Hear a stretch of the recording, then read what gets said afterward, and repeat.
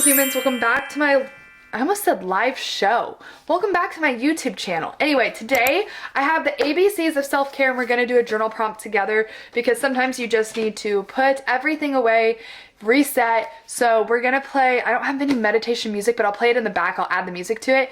Grab a journal, grab a piece of paper, grab a pen, and we are going to journal. Today's we're doing boundary and self-love, okay? While you get everything set, I'm gonna read this to you because I think you need to hear it, okay? Boundaries aren't just about drawing lines. Also, be nice because I was always the kid in school that hated reading out loud.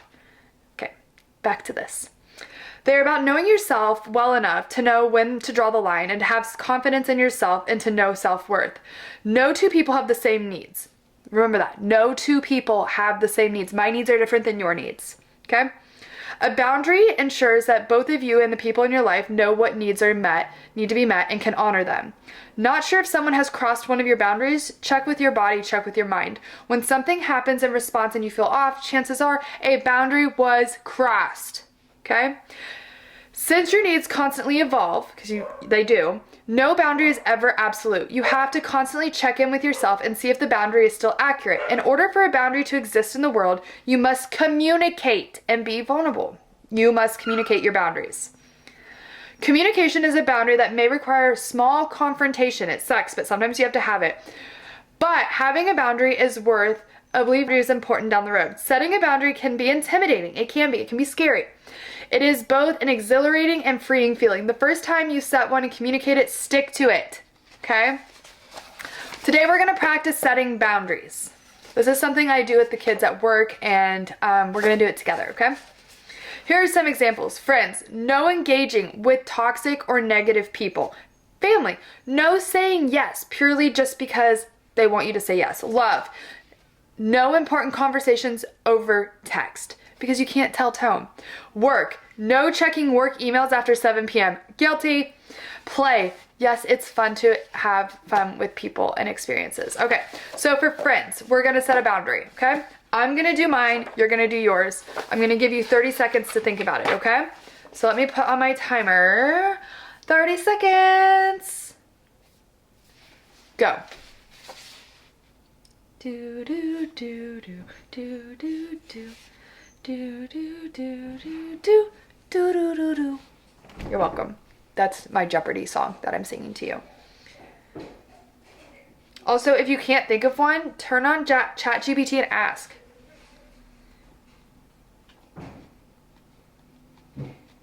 I'm gonna show you.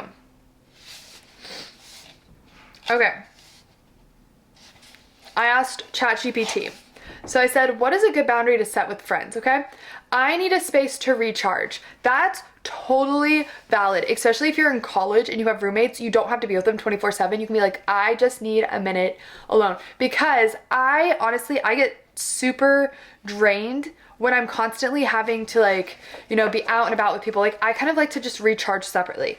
I am not available for drama or gossip. Great one.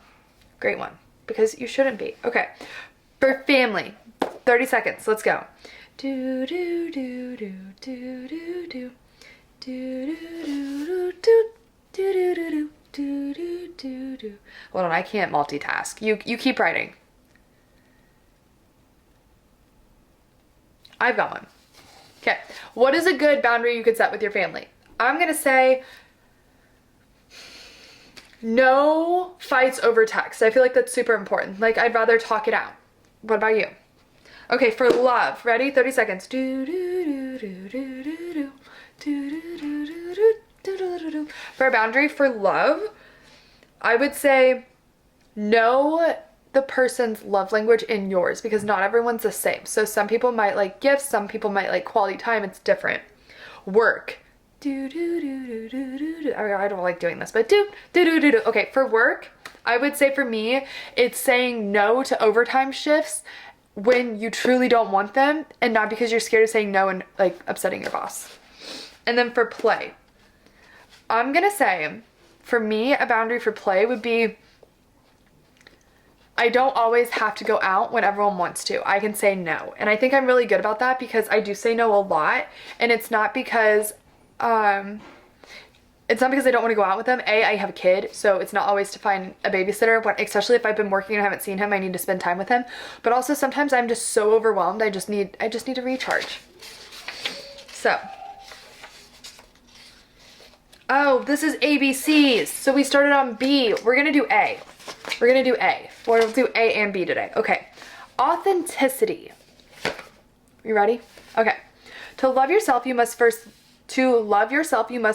know yourself, which is why authenticity is so critical.